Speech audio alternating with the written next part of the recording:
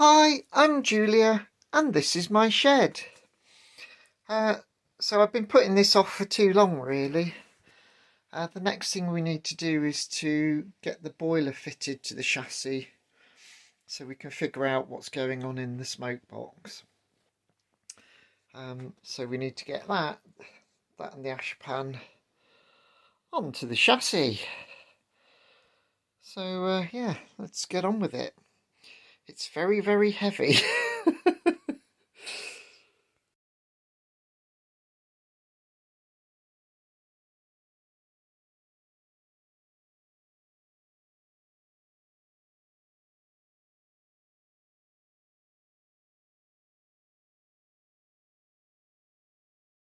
Excuse the noise in the background. I've had to put my diesel heater on. It's a balmy 12 degrees in the workshop today, so a little bit cold for me. So the grate was actually already assembled. I've just been having a look at it. There's a little lever on this side which you can sort of use to just sort of shake the grate a little bit, which is quite cool. And then when you want to drop the fire, you pull this pin out. As you can see, a good portion of the grate's dropped down, and then what you can do is give it a rattle. Obviously, you get the fire irons through the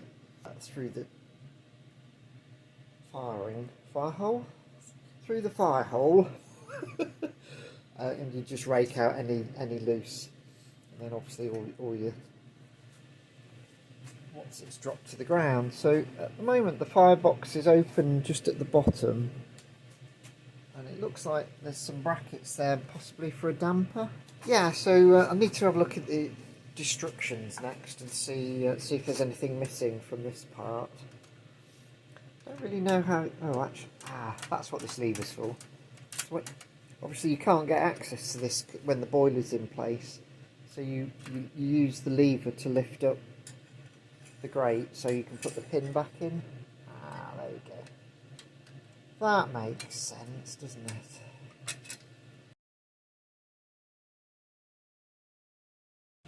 So one thing I've not been able to quite figure out is the position of this part of the boiler. So I think it sort of looks the best where it is. So if you imagine where the foundation ring is, it's about here. So then you've got the grate, and then the foundation ring's about here.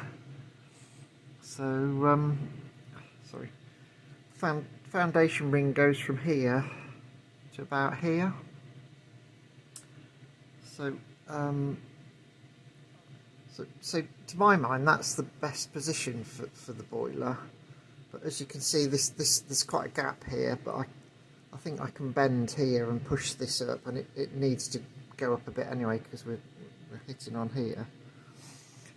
If you look at the back, it should perhaps go a bit further back. So I don't know if that's supposed to line up with that.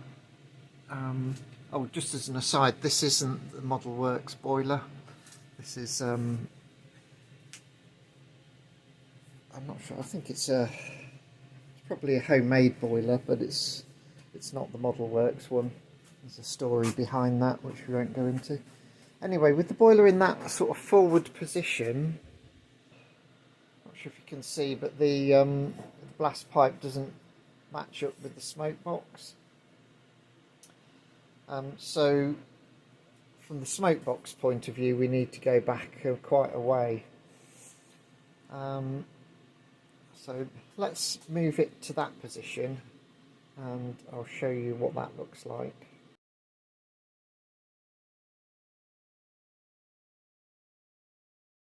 So this is with the boiler pushed back a bit. So you can see we're roughly in line actually at the back here. Obviously there's big gaps going on. So again, we'd have to add some spacers in there. So that's not too bad. Blast pipe lines up, as do the holes. These holes line up with the saddle. So that's not looking too bad, but a problem we have got though is that if we look at the weight shaft, what you can see is that the boiler has a reinforcing seam down the bottom. There you go. But yeah, the boiler band has a reinforcing seam on the bottom, and that's fouling on the weight shaft. So and what that means is that the smoke box isn't sitting flush on the end of the boiler. So I'm not sure why that is. It's possibly just because it's not a Modelworks boiler. Maybe the Modelworks boiler has a slightly smaller barrel. So it's not the end of the world. I mean, this weight shaft is pretty beefy, so we could probably grind out a slot in the middle of it. I think that would be doable. I'm not quite sure how far down we need to go. The other issue is that I'm wondering whether the back of here needs to go down as well, because we've got, if you look there, we've got quite a big gap with the saddle at the moment at the rear end. That's a big problem that we need to solve. So I have seen online John Bagley's. There was actually a slot cut out of the, or there's sort of a joggle on the weight shaft bracket.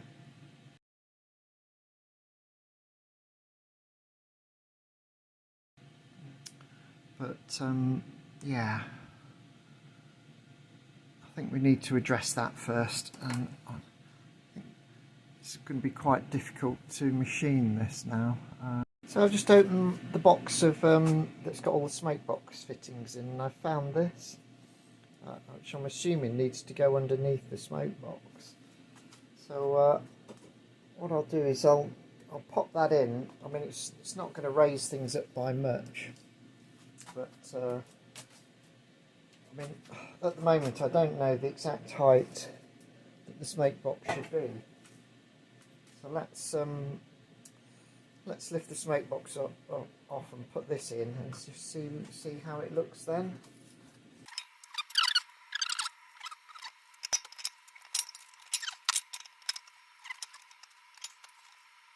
So it has lifted the smoke box up a fair bit, I would say.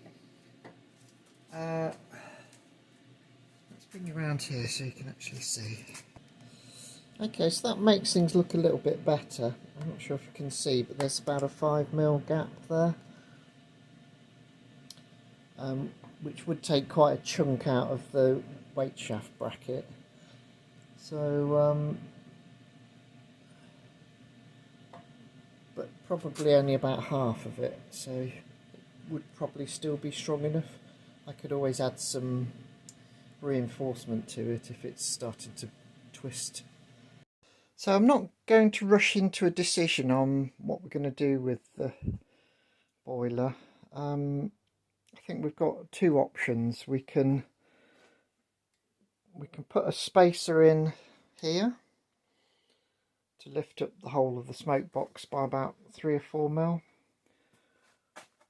or we can cut a chunk out of the weight shaft and probably have to weld in a strengthener.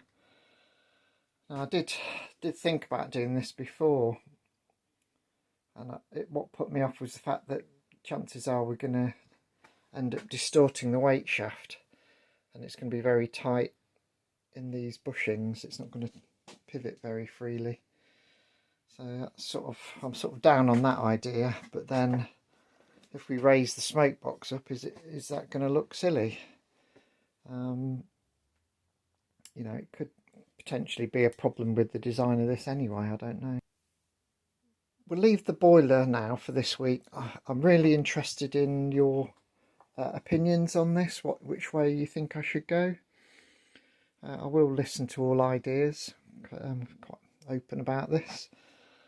In the meantime, got quite a bit of work to do on the actual smoke box itself. As you can see, there's lots of holes for rivets. I'll get the chimney installed. I think I'm missing this embossed plate that sort of sits here, so we need to make that. I haven't got the ring, the smoke box ring either, so we need to make that. Let me know what you think. So I've got the smoke box, which is made out of a aluminium thick-walled pipe. So that's the two smoke boxes we've got. One's aluminium, which is this one. Looks not great. And this one's obviously a lot heftier. So that appears to be stainless steel. These ring sizes are different. So I don't have the smoke box ring, so obviously, as you can see, a bit of a gap there for the vacuum to leak out. So what I have got is this big ring of gunmetal. So it'd be interesting to see if that fits in. Only just. Actually, the metal one seems to fit in.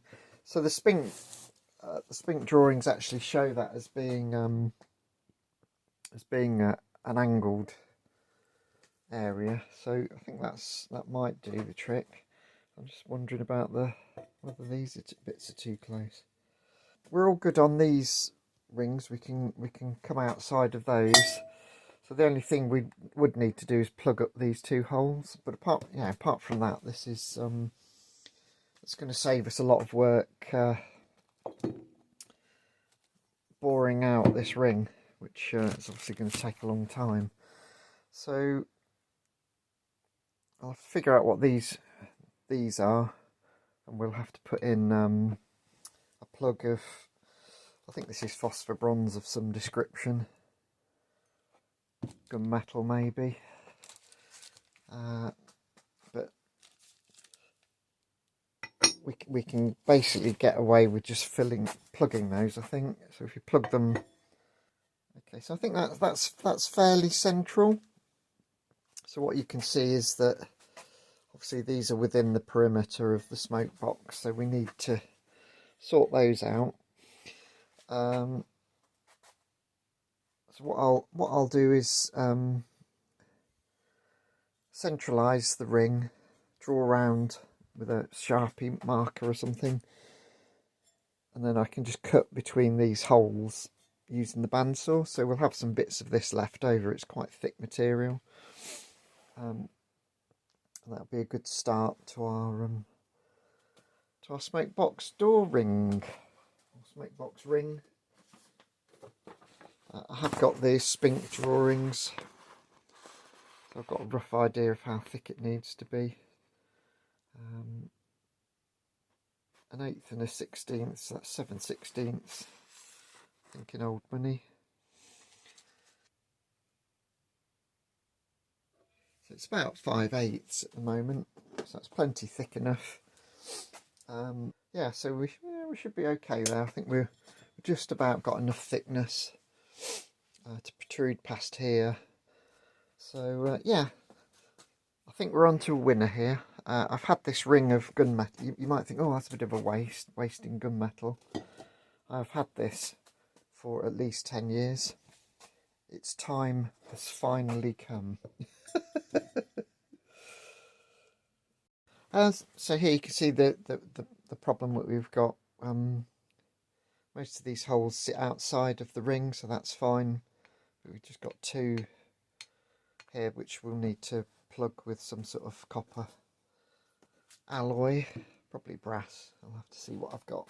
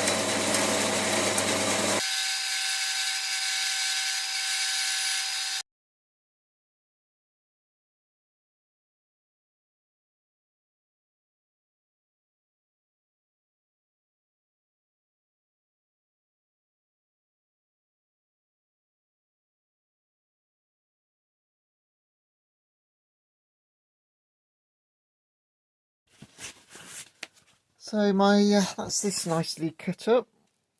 My first guess at this was M10, which didn't fit in. This is a 5/16 Whitworth. This is a bit of a loose fit. I think this is a taper tap.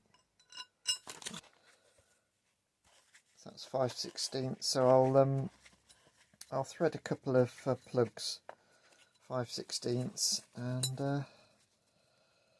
yeah, we'll assemble this. I think I might silver solder this actually, because it's going to be in a high temperature environment.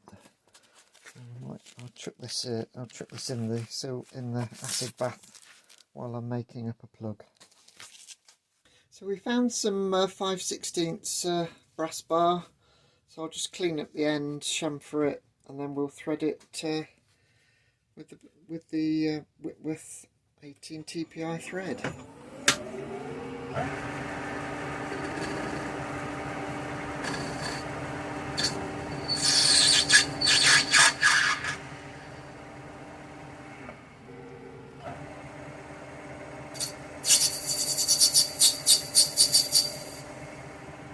Nice big chamfer. So I'll set the lathe to jog, and we'll just see if we can jog this in. I don't know if it will work or not. Let's put the clutch on. Okay, so it did do a bit. Let's give it a go, shall we?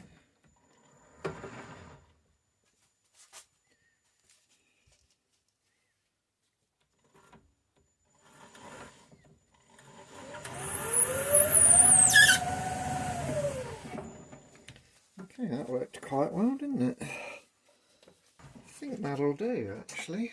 That looks good, doesn't it? Yeah, so it's just running out at 16, so that means we can tighten it right up to the end. Great, so I'll do the other end, and then we can saw this off and use it as a plug. So I think I found the reason why these parts were scrapped, or this part was scrapped. The threads are very, very loose, but actually that's a good thing for us because we want to get plenty of silver solder into the threaded area. So that's actually a bit of a bonus. So I'm just going to get a bit of flux on there and hopefully get that started. That's as far in as it will go, and then hacksaw this off.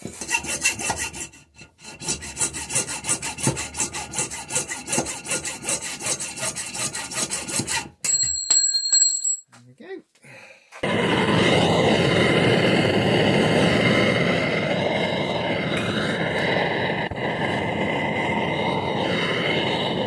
Okay, so we're all fluxed up. Let's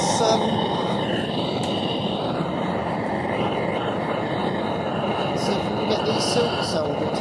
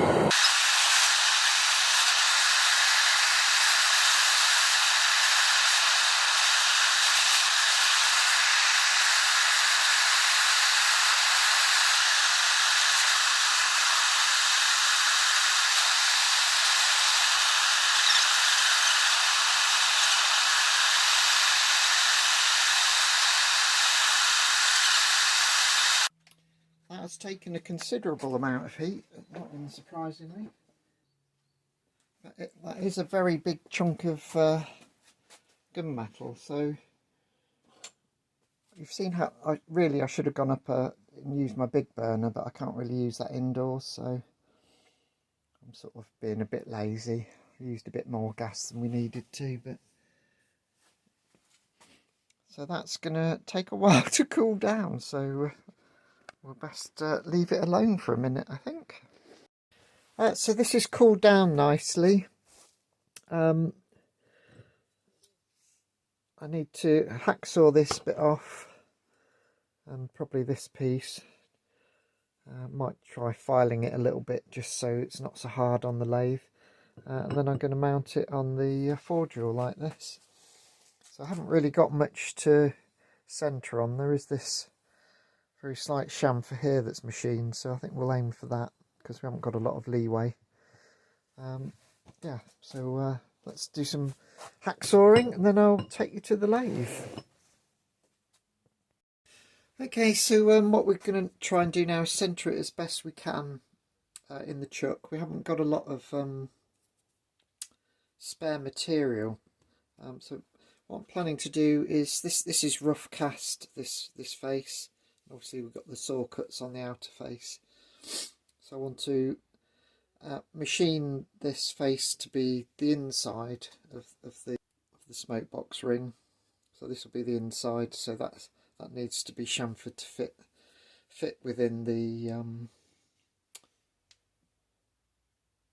Smokebox. There's like a little step that we need to fit into. Yeah, just getting the words out today. Okay, so initially what I'm looking at is this smaller dial. So you can see here we're on about 1. If we go across the opposite side, we're nearly on 2.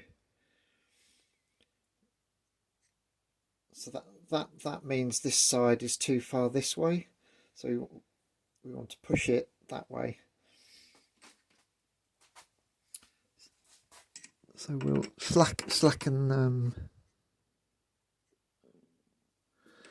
this side off a tad. Of course, it's reversed because we're on the outside of the jaws. Let's just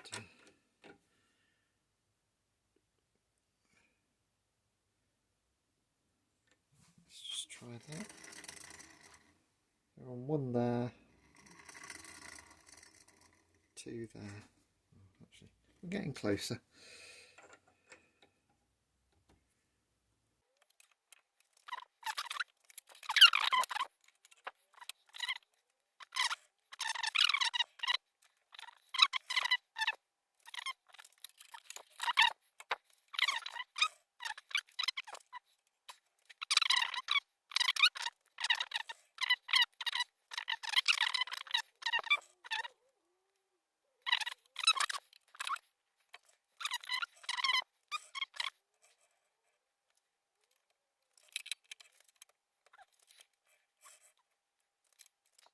Okay, so I've got the lathe running at its lowest speed on the belts.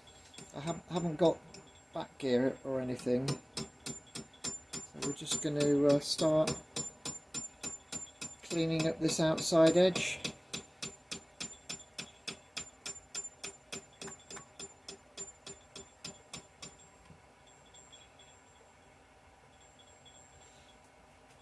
So I'm having to be careful not to go too far towards the chuck because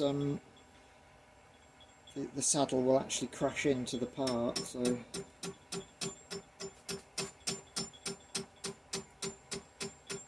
you can hear just how slowly we're turning there.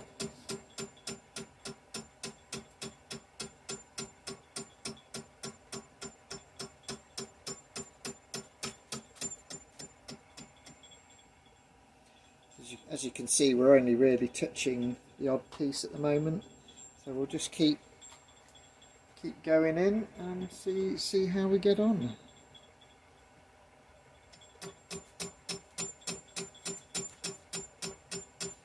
So this is going to take a very long time, so I will put you on time lapse in a bit.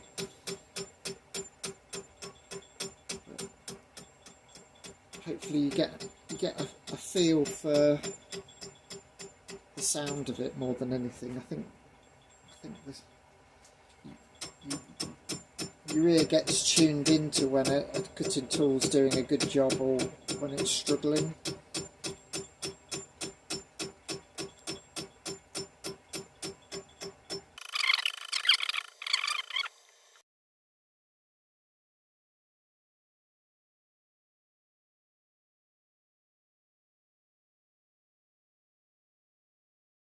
So I don't have any outside calipers that are anywhere near the size I need, so what I've done is I've got this contraption. I've got no idea where it came from, but it's just to give me a rough idea. This is, the points are set to sort of the diameter of the smoke box, so I've still got quite a bit, so I need to basically remove the existing screw holes first as a starter.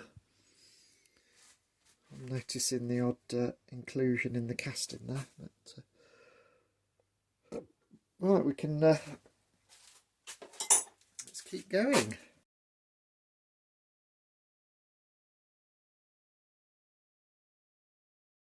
So I remembered I've got these trammels. So what I've done is I've adjusted them so that this edge here is to here is just on the right size for the smoke box. So if you can see, if this was the right size, we'd actually go all the way up to there. So we're not far off now, so I shall reduce the size of my cuts accordingly. But we are getting there. Okay, after lots of painstaking small cuts, you can see the trammel just passes there now at the highest point. So I'm pretty sure our diameter's good now. So what we'll do next is we'll clean this face up, and then we need to reduce the diameter for a small section so it'll actually go inside the smoke box. So I'm just going to use the same tool. I've just angled it a bit more. We'll see how we get on with that.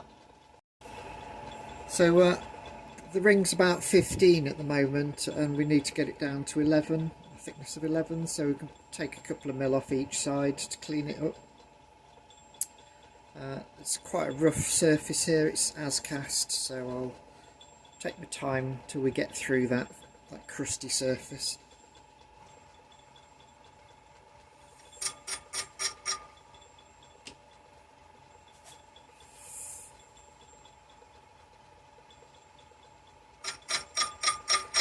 So I've actually got the feed handle engaged, and then I've got a handle on the end of the lead screw.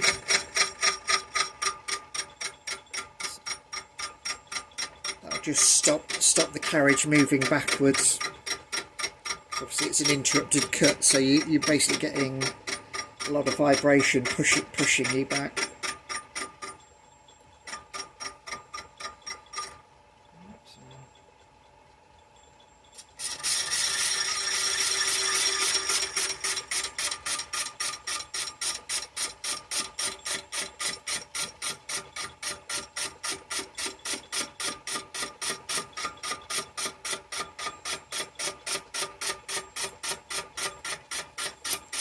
It's at times like this you wish you had a power cross feed.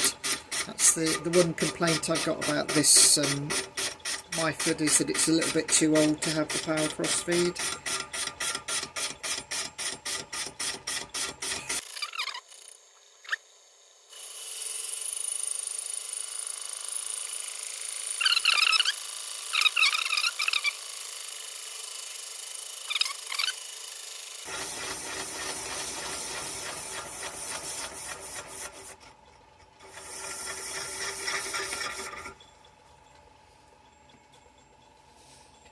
It's starting to look quite good now. We've just got a few rough patches here, so I'll probably come down until this is all flush here, so I'll go in a bit more, but I should put you on time lapse now.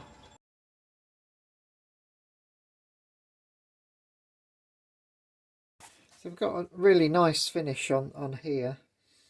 So I think I'm down to about 13 here, so I'll stop there, and now I just need to put a lip on here so it will slot inside the smoke box. Okay, so we're machining the lip now. It needs to go in 8mm.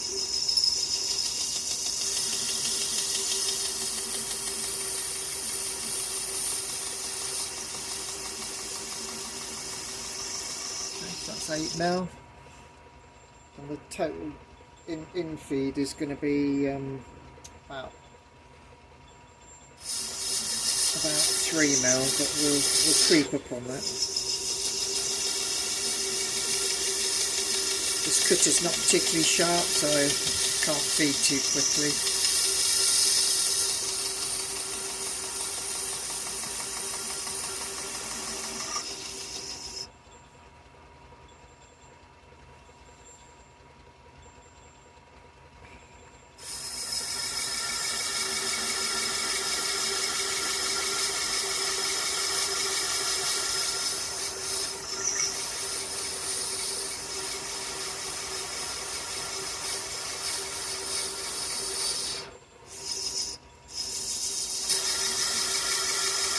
Because if it feeds too quickly, the belt starts to slip.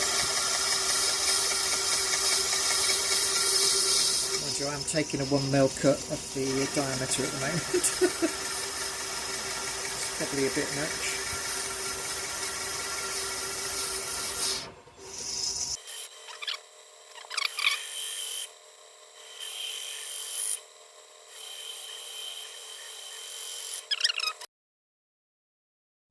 So I've just with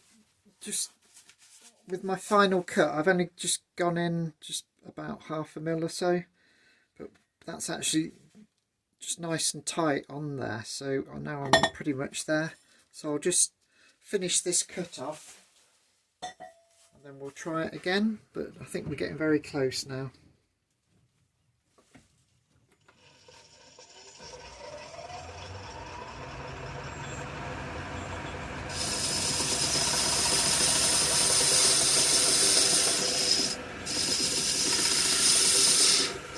So the advantage of doing just a partial cut is if I've gone in too far, I can just say that's part of the chamfer and nobody will be any the wiser.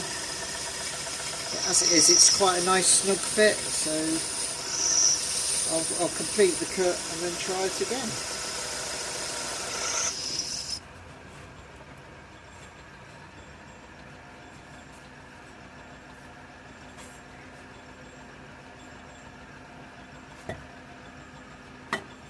There we go. So there is a little bit of wiggle room there, but this will be sealed with silicone when it's finally assembled. What I can see is there's a bit of a lip there still, so I need to take a bit more off this edge. But the nice thing now is I can actually measure how much I need to take off. So we'll do that.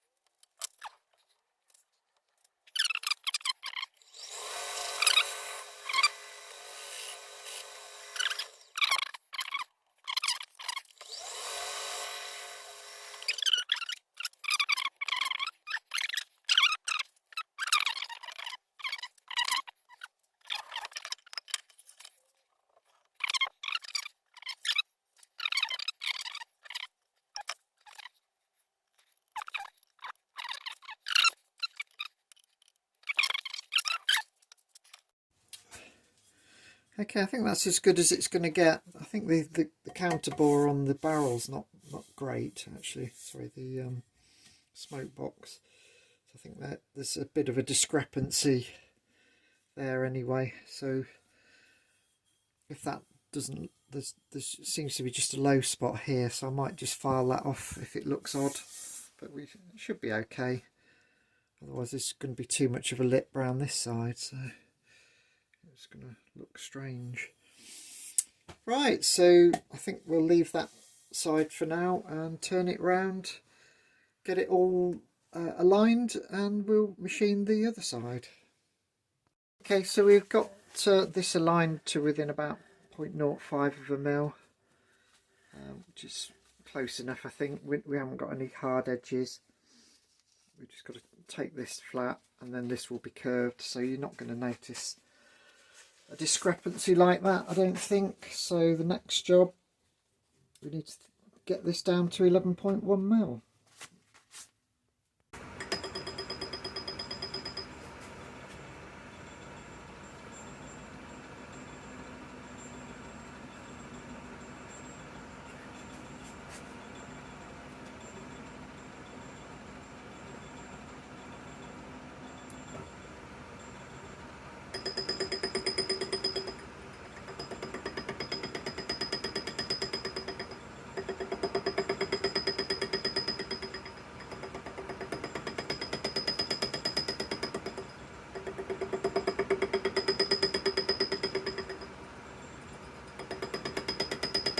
So this is just getting rid of the excess off the plug.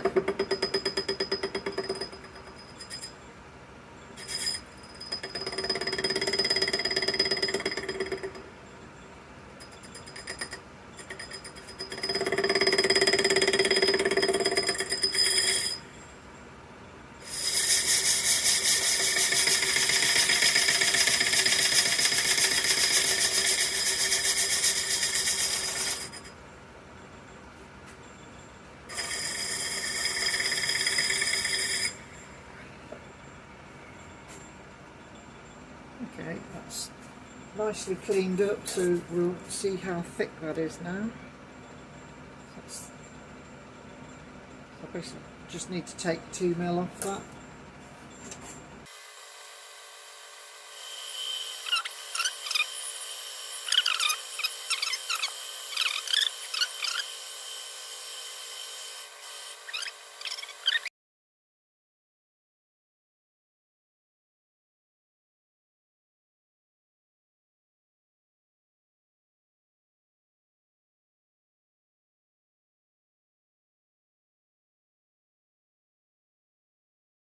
The last job, we just need to put a radius on this part.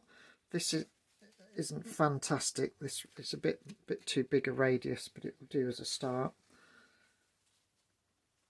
I may need to finish it off with a file.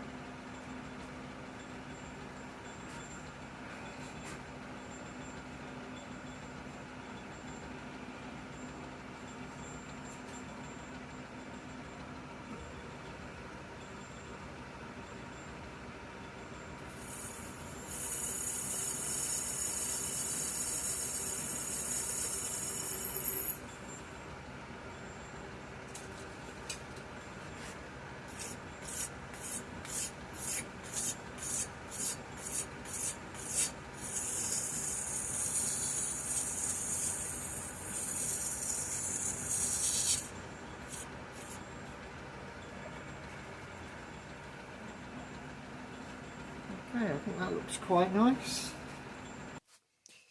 Yeah, looks good. So we've got stainless steel, gunmetal, aluminium. So that's the dooring machined up. We do need to drill some holes for the hinges and a couple of holes to mount the dart bar.